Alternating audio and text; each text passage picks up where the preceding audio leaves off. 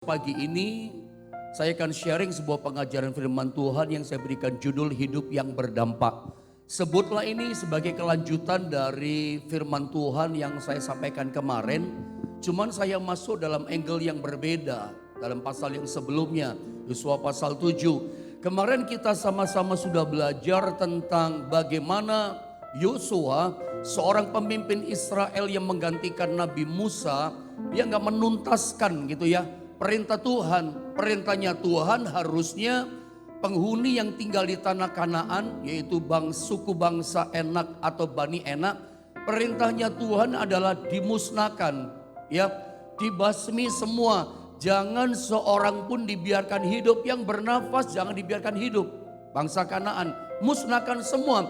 Karena Tuhan tahu supaya di kemudian hari gak jadi duri dalam daging mereka. Gak timbul masalah baru menyerang, menghancurkan, terus menyerang Israel. Tapi sayangnya rupanya Yosua tidak menuntaskan, membereskan perintah Tuhan sampai tuntas. Sehingga dampaknya sampai hari ini yang namanya orang-orang yang tinggal di Gaza, jalur Gaza, sampai di kota Gad, saudara ya, itu Filistin, sampai yang ada di kota Asdod, sekarang kota pelabuhan masih ada hari ini. Itu tersisa sampai hari ini. Dan inilah yang sampai hari ini menyisakan masalah dengan bangsa Israel, negara tetangga, saudara ya. Dan kita belajar semua yang terjadi hari ini, bahkan di masa zaman setelah Yosua meninggal, itu muncul masalah besar, muncul Goliat, muncul Delilah di Gaza kemarin kita belajar. Nanti yang ketiga di Asdod, mungkin gak sempat dijelaskan. Itu yang namanya tabut Allah, itu dirampas, ditaruh di kuil Dagon. Tabut Allah itu lambang kehadiran Allah, itu dirampas ya sama orang Filistin, ditaruh di Asdod nanti. Asdod kuil Dagon di sana.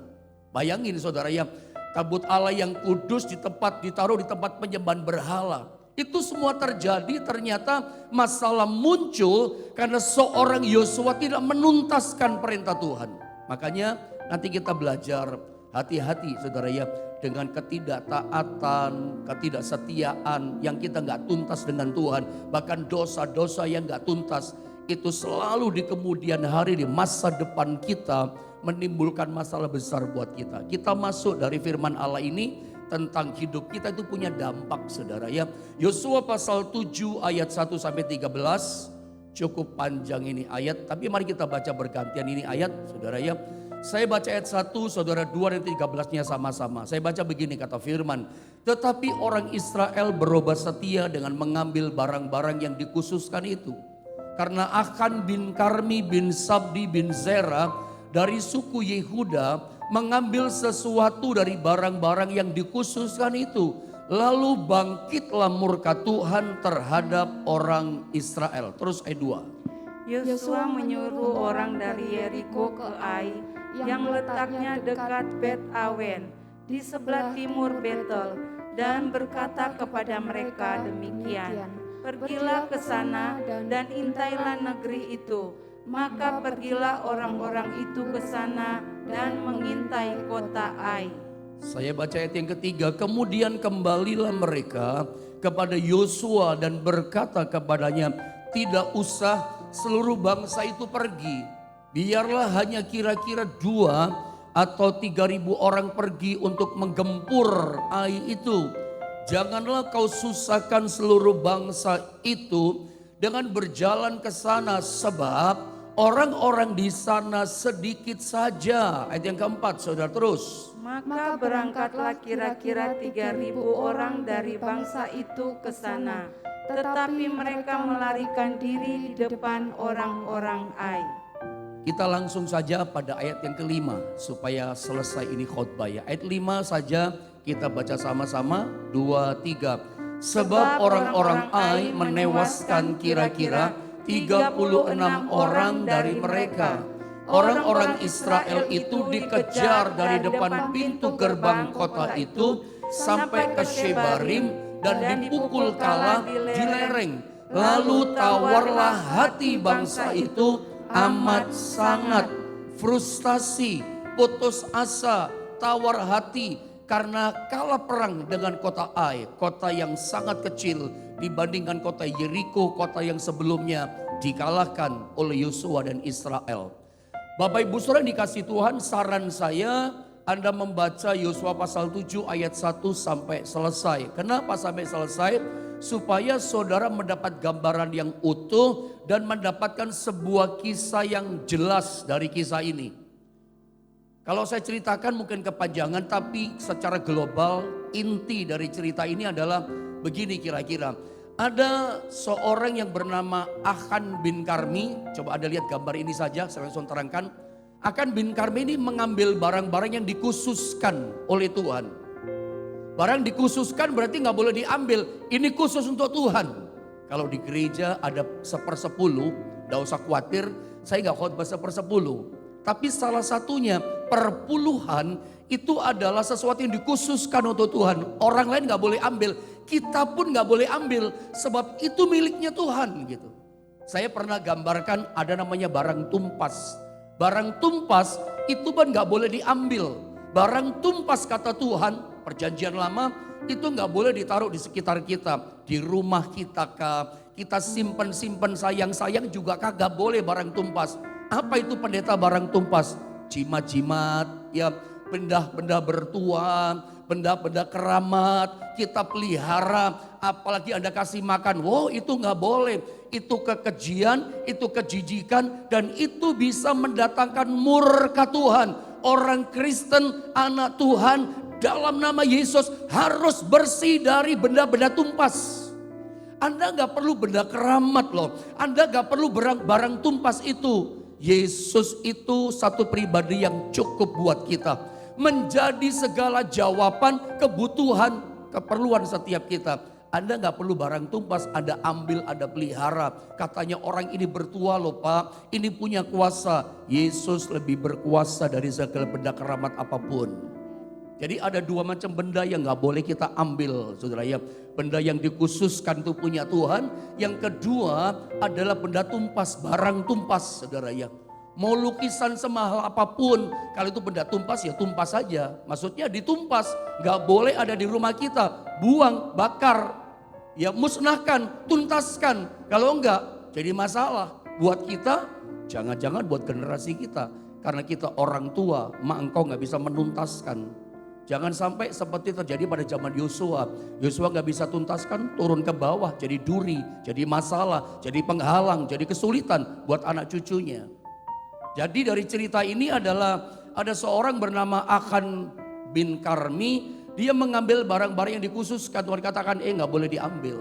Emas, perak, kain-kain yang indah Tuhan katakan jangan diambil.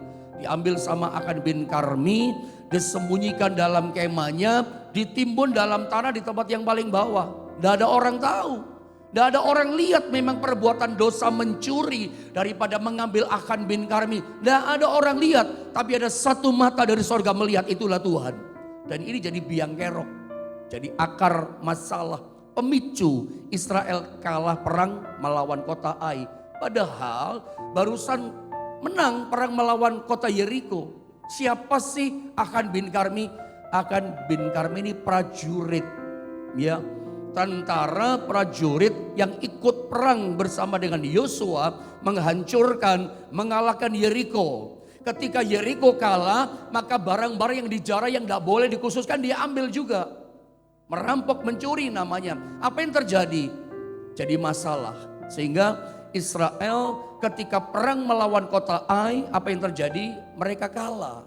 Nah ketika mereka kalah, tadi ayat yang kelima kita baca, tawar hati Yosua dan bangsa Israel. Ya, mereka putus asa, mereka frustasi. Sampai Yosua berkata, kalau gitu kenapa Tuhan suruh kami melangkah maju? Kenapa terus masuk kota Yeriko, mau masuk kanan? Kalau kami kalah begini, karena Yosua dalam pertempuran gak pernah kalah. Ada mesti tahu, ada dua pribadi dalam peperangan yang tidak pernah kalah. Yang pertama adalah Yosua, menang terus dalam peperangan sebab Tuhan menyertai dia. Yang kedua adalah Raja Daud.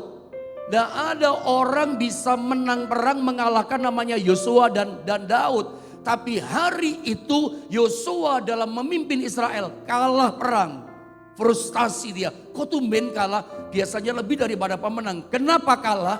Nah kita belajar di sini. Kenapa mereka kalah? Tuhan datang, Tuhan itu baik ya. Ketika mereka tawar hati, frustasi, Tuhan datang berfirman. Nanti Anda baca di rumah. Tuhan berkata begini, Yosua, bukan aku tidak menyertai kamu. Karena banyak kita pikir ketika kita kalah dalam pergumulan hidup ini, ketika kita gagal mengatasi masalah kita, sering kali kita berpikir Tuhan gak menyertai saya. Siapa bilang?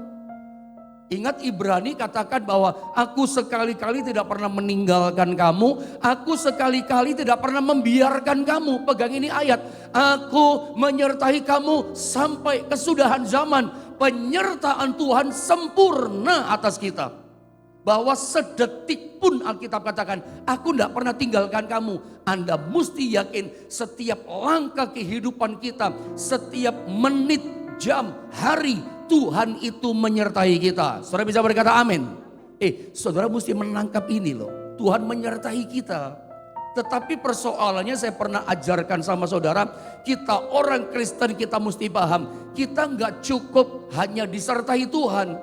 Ketika Tuhan menyertai kita, kehadirannya kuasanya nyata enggak? Kuasanya yang menyertai kita itu mengalir enggak sama kita? Karena seringkali shortcut. Seringkali terputus itu kuasanya, terhenti nggak mengalir. Ada yang konslet, ada yang salah hidup kita. Nah Tuhan ngomong, bukan aku meninggalkan kamu Yosua. Bukan aku tidak menyertai umatku Israel. Tapi ada dosa di antara kamu. Dosa apa? Mengambil barang yang dikhususkan. Dan menariknya yang terjadi dosa yang berbuat dosa ini bukan Israel loh. Cuman satu orang. Saya pernah sampaikan ini kepada jemaat di Jombang. Cuman satu orang yang bikin dosa. Tapi Tuhan berfirman berkata, orang Israel. Coba kita lihat saja ayat pasal 7 ayat yang ke-1. Coba sama-sama kita baca saudara ya. Biar ini menjadi satu awasan, warning buat kita. Kenapa kita kalah, gagal. Maunya menang, berhasil, gagal. Jangan-jangan ini yang terjadi di antara kita. Ayat 1 sama-sama kita baca, 2, 3. Tetapi orang Israel berubah setia dengan mengambil barang-barang yang dikhususkan itu. Karena akan bin Karmi, bin Sabdi, bin Zera dari suku Yehuda mengambil sesuatu dari barang-barang yang dikhususkan itu. Lalu bangkitlah murka Tuhan terhadap orang Israel. Yang mengundang murka Tuhan datang, yang mengundang hukuman itu datang, ini pemicunya. Ada seorang yang bernama Akan bin Karmi mengambil barang yang dikhususkan. Yang mengambil cuman Akan bin Karmi. Yang mengambil barang cuman satu orang. Tetapi dia ini gara-gara satu orang ini bikin kalah, membuat kalah Israel semua dalam peperangan. Yang mengalami getahnya, yang mengalami kekalahannya, dampaknya seluruh bangsa Israel. Saya ulang, yang bikin dosa, yang bikin kesalahan cuman satu orang. Dampaknya semua Israel mengalami kekalahan. Makanya dikatakan kalimat awal, coba tolong munculkan. Tetapi ya orang Israel berubah setia dengan mengambil barang-barang yang dikhususkan itu. Saya ulang, garis merah. Tetapi orang Israel berubah setia dengan mengambil barang-barang yang dikhususkan itu. Loh, yang kita tahu yang ambil barang kan Akan bin Karmi. Satu orang yang mengambil. Tetapi kenapa firman Allah dikatakan, dilepaskan kepada kita. Tetapi orang Israel semuanya berubah setia. Yang berubah setia satu orang. Yang tidak taat satu orang Akan bin Karmi. Tetapi kenapa firman Allah berkata semua orang Israel berubah setia. Dampaknya semuanya kena, semuanya jadi kalah. Padahal cuma satu yang bikin salah. Satu yang bikin dosa. Semua orang Israel kena murka di mata Tuhan. Semua Israel telah berubah setia. Bapak ibu saudara, apa yang kita bisa belajar dari firman Allah ini? Yang saya mau sampaikan sama saudara ini dari Yosua pasal 7 ayat 1. Pelajaran penting berkatnya begini buat kita. Bahwa setiap pribadi kita itu punya dampak yang besar terhadap lingkungan kita.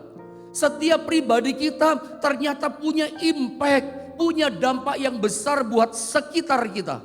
Apakah saudara yakin dan percaya? Saya yakin, saya percaya bahwa kehidupan kita itu punya dampak buat sekitar kita. Kehidupan kita, hidup saudara, pribadi, lepas pribadi.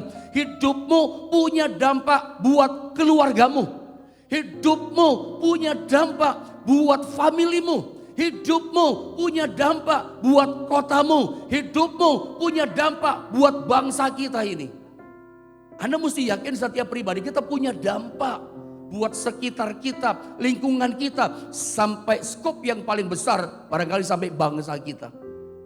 Seringkali kita suka menyalahkan keadaan, menyalahkan situasi.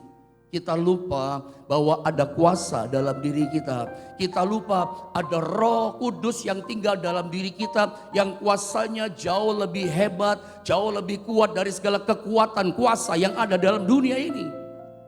Ya, seringkali kita cuma menyalahkan orang lain. Saya ngalami ini. Apa Anda lupa bahwa doamu, kuasa dalam diri kita itu bisa merubah situasi. Hidup kita, doa kita lewat kuasa Tuhan, kita bisa merubah atmosfer keadaan yang kita hadapi. Tapi seringkali kenapa kita kalah dan cuma menyalahkan orang? Kita lupa hidup kita punya kuasa yang besar, hidup kita punya dampak yang besar. Nah, ingat pagi ini, saya tuh pernah cerita kepada jemaat di Jombang, kalau nggak salah sudah lama sekali. Saya tuh punya teman pendeta, suaminya teman saya. Ketika dia masih perintisan pelayanan bersama dengan istrinya, belum punya apa-apa, jemaat juga mungkin masih 1, 2, 5, sedikit lah saudara ya. Sedikit jemaat, masih merintis ditanya. Dia gak punya apa-apa, rumah pun gak punya karena dia dari luar pulau. Dan dia itu ngontrak di satu rumah yang murah gitu ya. Namanya rumah susun, Anda tahu rumah susun ya? Kayak flat begitu rumah susun tapi yang murah gitu ya. Ketika dia sudah kontrak itu rumah susun, saya bicara soal hidup berdampak supaya Anda nangkep maksudnya cerita ini. Ketika dia sudah kontrak itu rumah, kunci sudah dikasih ke dia. Dia cuma mau lihat kondisi rumah itu yang cuma kecil saja. Dia cuma lihat perlengkapan apa perlu dibeli, apa perlu dicat, kurang ini kurang apa. Cuma mau lihat, belum nginep, belum tidur di kamar itu, belum siap. Cuman lihat. Ketika mau lihat rumah susun itu, ada banyak abang-abang becak di depan rumah susun berkata, Bapak Ibu ini suami istri. Iya, kami suami istri. Bapak Ibu, gak ada yang tinggal di rumah susun ini suami istri. Nah, cocok buat suami istri. Karena semua yang pernah tinggal suami istri pasti berakhir dengan perceraian. Semuanya hancur rumah tangganya. Pertengkaran hebat pasti terjadi kalau Bapak Ibu tinggal di rumah susun ini. Anda ngerti maksud saya ya?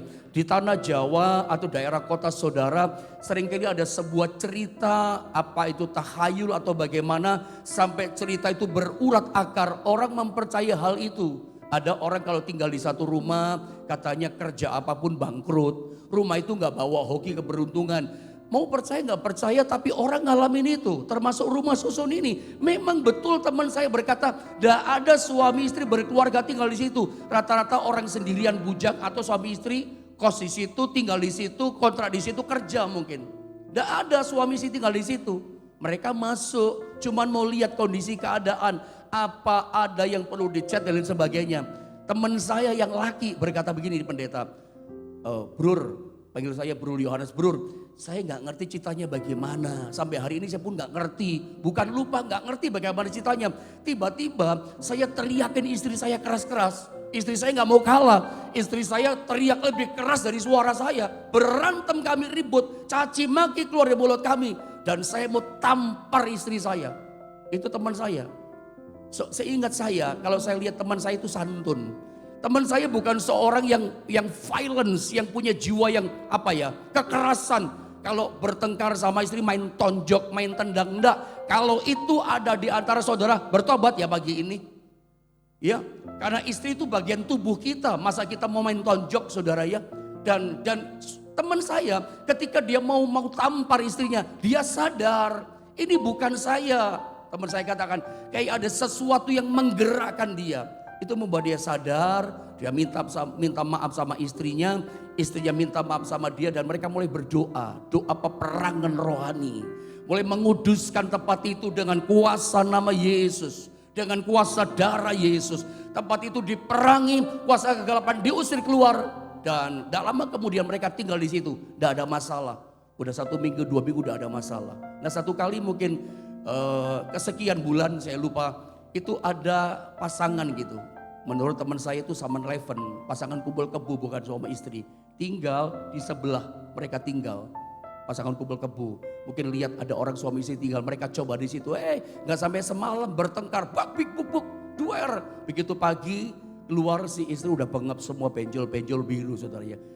Nggak ada lagi. Nah si istri ngomong, papa kenapa kita nggak bikin doa peperangan rohani? Ya, kita usir semua segala roh-roh yang ada di tempat ini teritorial. Kita sucikan, kuduskan tempat ini. Dan mereka berdoa. Berdoa hari itu semalaman mereka berdoa. Dan sejak hari itu aman-aman. Dan hari ini rumah susun itu banyak pasangan rumah tangga suami istri tinggal di situ. Kenapa saya cerita ini? Ini dampak. Suami istri cuma 2 orang, tapi berdampak buat kota itu tanpa disadari. Sekarang rumah susun itu aman, rumah tangga semua bisa tinggal di situ. Tidak ada yang namanya, ada istilah yang dari orang kampung tadi katakan, oh tidak bisa, rumah tangga gak cocok. Semuanya diputuskan, dipatahkan oleh kuasa Tuhan. Saudara percaya nggak dengan kuasa Tuhan? Saudara percaya nggak nama Yesus, nama di atas segala nama? Bertekuk lutut segala kekuatan yang ada di atas bumi, di bawah bumi, di dalam bumi, sampai apa? Alam kelihatan, alam yang tidak kelihatan, semuanya bertekuk lutut dikalahkan oleh nama Yesus. Tapi seringkali kita gak sadar, cuma bisa salahkan orang, kenapa saya gagal, kenapa saya kalah. Kita cuma bisanya salahkan orang. Anda lupa hidupmu punya dampak, engkau punya kuasa, ada nama Tuhan Roh Allah dalam hidupmu. Setiap kita punya dampak buat lingkungan kita, keluarga kita, sampai bangsa kita. Saya kasih contoh. Ada seorang bernama Musa. Ya, Allah itu pernah membatalkan, menghukum Israel karena advokasi pembelaan dari Musa. Anda bisa baca, coba kita baca saja ya. Keluaran pasal 32 ayat 9 sampai 11, jangan cepat saya baca. Lagi firman Tuhan kepada Musa, telah kulihat bangsa ini. Dan sesungguhnya mereka adalah suatu bangsa yang tegar tengkuk. Oleh sebab itu biarkanlah aku supaya murkaku bangkit terhadap mereka. Dan aku akan membinasakan mereka. Tetapi engkau kubuat menjadi bangsa yang besar, kata Tuhan kepada Musa. Lalu Musa mencoba melunakkan hati Tuhan. Ejaan lain, melembutkan hati Tuhan Musa. Allahnya dengan berkata, mengapakah Tuhan murkamu bangkit terhadap umatmu yang telah kau bawa keluar dari tanah Mesir dengan kekuatan yang besar dan dengan tangan yang kuat. Saudara, dalam ayat ini Israel membuat anak lembu emas disembah. Israel berkata, ini adalah Allah yang mengeluarkan kita dari tanah Mesir. Lembu emas patung, mereka bilang Allah dengan kekuatan mengeluarkan mereka. Bikin Tuhan murka, Tuhan marah, Tuhan mau memusnahkan Israel. Tuhan mau bunuh semua orang Israel. Kalau perlu gini, tidak ada orang Israel lagi. Musa berdoa kepada Tuhan, melunakkan hati Tuhan. Nanti tolong di rumah Anda baca, turun di ayat 32. Itu Musa berkata begini, Tuhan ampuni umatmu, ampuni dosa mereka. Atau begini, dia bergaining dengan Tuhan, hapuskan saja namaku dari kitab kehidupan. Hapuskan Tuhan. Dia rela jadi tumbal, ya kayak tukar begitu. Hapuskan namaku. Tuhan katakan nggak bisa Musa. Yang berbuat dosa namanya ku hapus dari kitabku. Tapi Musa berkata melembutkan hati Tuhan. Sehingga hari itu karena pembelaan doa Musa, seruan Musa kepada Tuhan. Hari itu Tuhan murkanya mulai surut. Nggak semua dibasmi. Jadi sekarang ini di Timur Tengah ada bangsa Israel. Itu karena dampak doanya seorang Musa. Wow. Doa seorang hamba Allah yang luar biasa. Yang tadinya Israel mau dilenyapkan, dihabisi sama Tuhan. Gak jadi dihabisi. Ternyata kita ngerti ya, hati Tuhan bisa dilunakkan dengan doa seorang anak Tuhan. Bangsa itu mau hancur loh. Bangsa itu mau dibasmi loh. Bisa jadi sebuah kehancuran mau terjadi kepada satu keluarga. Doa kita dia dipulihkan. Sudah percaya gak itu? Anda mungkin punya anak mantu. Sekarang ini engkau sedang mendengar firman Allah yang sedang aku ajarkan kepadamu. Engkau sedang berkata begini, anak mantuku mau hancur pendeta, keluarganya berantakan. Saya mau kasih tahu, engkau punya dampak. Engkau papa mama orang tua, ya mertua, engkau bisa punya dampak mendoakan anak-anakmu supaya keluarganya dipulihkan oleh Tuhan. Tidak usah salahkan gara-gara ini. Engkau punya kuasa. Hidupmu punya dampak. Rumah tangga anakmu diberkati. Bisnis yang bangkrut dipulihkan karena dampak doa seorang tua. Saudara dengar baik. Kita punya dampak. Musa seruan doanya berdampak bagi bangsa Israel. Berlanjut sampai hari ini. Mereka ada karena seruan doa dampaknya Musa. Anda ingat cerita Yusuf? Ketika Yusuf jadi budak ditaruh di rumah Potifar. Potifar itu lihat. Orang ini disertai Tuhan. Orang ini ada kuasa Tuhan. Kenapa? Sebab semua pekerjaannya dipercayakan sama Yusuf. Berhasil. Heran dia. Ini pasti ada kuasa Tuhan. Meskipun dia gak ngerti Tuhan. Tapi ada kuasa yang besar menyertai Yusuf. Hidup Yusuf berdampak loh. Semua rumah tangganya Potifar diberkati. Bisnisnya, pekerjaannya. Karena faktor Yusuf ada di rumah Potifar. Yusuf kerja di rumah Potifar. Saya mau ingatkan dan memberitahu kepada saudara. Karena ada saudara jadi karyawan, membantu di sebuah pabrik. Membantu di sebuah perusahaan. Perusahaan bosmu diberkati. Bukan karena apa-apa. Faktor ada kamu. Faktor ada saudara kerja di situ. Usaha bosmu diberkati Tuhan. Itu namanya hidupmu bawa dampak, saudara. Engkau punya kuasa. Itu persoalannya, saudara ya. Dampaknya begitu luar biasa. Yusuf itu membuat Potifar itu bisnisnya diberkati. Saya percaya kalau itu bisnis adalah punya saudara. Apalagi saudara yang punya. Tiap hari istri menopang dengan doa. Istri di masa-masa sukar pandemi dampak pingpongnya luar biasa. Tidak jaminan. Perusahaan atau usaha yang dimiliki suamimu jalan terus. Salah satunya adalah ambil bagian peranan hai istri. Topang bisnis pekerjaan suamimu. Atau tempat di mana suami bekerja. Dengan doamu. Doa istri sangat besar kuasanya. Bisa membuat usaha pekerjaan di mana suami bekerja. Diberkati Tuhan. Ada dampak. Ya, ada dampak yang luar biasa. Saya tadinya mau terangkan tentang kata tegar teguhnya Israel. Tapi saya lewat saja saudara ya. Saya mau masuk pada bagian ini.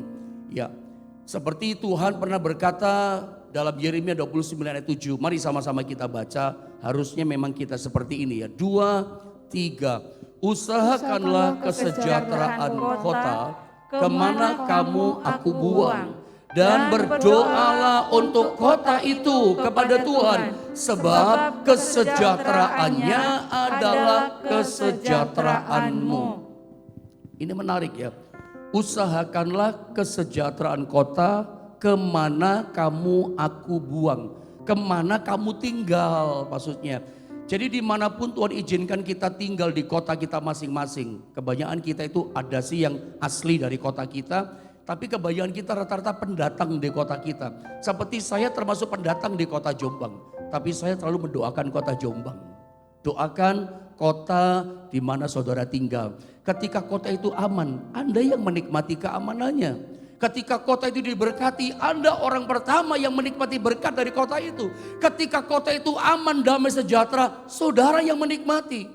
Sama dengan tempat kerja saudara, sama dengan keluarga kita, sama dengan famili anak mantu kita. Ketika kita berdoa, itu akan terjadi. Ini luar biasa, bahwa ternyata saudara ya, Tuhan itu memberi kuasa dampak yang besar pada hidup kita. Ingat, Israel itu kalah perang, cuman satu orang yang bikin dosa. Tapi ternyata Israel semua kalah, di mata Tuhan dampaknya besar. Ayat ini menceritakan sebuah dampak yang besar. Makanya kalau kaitkan sama khotbah yang kemarin, hati-hati dengan dosa yang gak tuntas. Ya, hal-hal yang gak berkenan, yang Tuhan gak suka kita gak tuntaskan. Ya, memang semua akan diputuskan oleh dari Yesus ketika kita bertobat. Tapi kalau kita gak bisa berhenti, kita jalan terus. Hati-hati saudara ya, saya bukan nakut-nakuti. Dosa yang kita buat, jangan sampai rumah tangga kita yang alami. Jangan sampai bisnis kerajaan, bisnis yang Anda bangun hancur. Karena Anda gak bisa berhenti dari dosa itu. Semua yang kita gak bisa bereskan, semua yang kita gak bisa tuntaskan, di bawah kaki salib Kristus, itu ke depan jadi masalah besar buat kita. Makanya pagi ini saya pikir pagi anugerah buat kita ya. Pagi yang penuh kemurahan buat kita. Berhenti dari dosa. Berhenti dari kejahatan kita yang Tuhan tidak suka.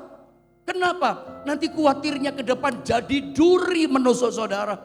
Ya, dia jadi musuh besarmu. Tadinya nggak ada apa-apa di Gad, tahu-tahu sekarang muncul Israel, muncul Goliat yang mengalahkan Israel, yang bikin takut Israel. Saudara, makanya kita mau belajar selesaikan itu. Saya pengen lanjutkan sebetulnya di ayat yang kedua, tapi waktu mepet juga saudara ternyata ya. Nanti kalau saya terangkan terputus ini nanti ya. Jadi saya pikir cukup yang saya beritakan dari mulai ayat yang ke-1 ini, bahwa hidup kita punya kuasa. Belajar sekarang tenang dalam Tuhan. Kalau engkau gagal, koreksi. Kita berantakan, koreksi. Jangan tunjuk orang, gara-gara inilah pendeta, gara-gara ini. Kenapa bukan gara-gara kita? Apa engkau lupa engkau punya kuasa dalam hidupmu? Kalau engkau sungguh percaya pada Tuhan, Tuhan beri kuasa. Dan kuasa itu bisa merubah situasi kita. Kuasa yang Tuhan beri pada saudara bisa merubah keadaan kita. Bahkan keadaan sekitarmu, orang lain yang kau doakan. Ini kuasa doa. Doanya orang Kristen itu beda ya. Kalau doa-doa yang lain itu kan hanya untuk diri sendiri. Berkati saya, berkati toko saya, berkati ini saya, berkati ini saya. Tapi doa dalam Tuhan itu beda. Kita bisa melepaskan berkat untuk orang lain. Kita bisa melepaskan ikatan untuk keluarga yang lain. Dahsyat loh. Karena memang Tuhan mau hidup kita berdampak. Faktor Yusuf membuat Potifar itu diberkati loh. Itu contoh buat kita. Ya, dan saya berdoa pagi ini. Dampak kehidupan kita dirasakan oleh sekitar kita, terutama keluarga kita, suami kita, istri kita, anak-anak kita, tempat kita bekerja, bos kita, tempat kita bergereja, kehadiran kita berjemaah di gereja kita mendatangkan berkat luar biasa. Gereja makin maju karena ada faktor kita. Di mana ada kita, di situ ada kegerakan. Di mana ada kita, Allah hadir membackup tempat itu. Wah, ini kan dahsyat. Bangkit semangatmu, ada kuasa Tuhan dalam hidup setiap kita.